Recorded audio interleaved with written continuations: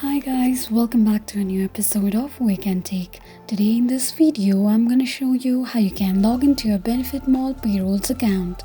Keep watching the video till the end. To log into your Benefitmall Payrolls account, firstly go ahead and launch open your Google search.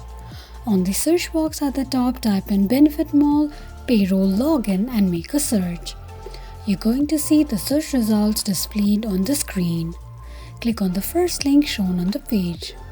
On the next page, enter your username and tap on Continue. Enter a password associated with your Benefitmall Payrolls account and tap on Sign In. In case if you don't remember your password, click on Forgot Password option.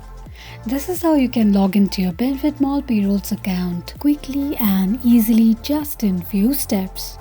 If you have any thoughts or queries, let us know in the comments section. Don't forget to subscribe to our channel. Also press the notification bell icon so that YouTube will notify you whenever we post a new video. I hope this video was helpful to you. Thank you so much for watching.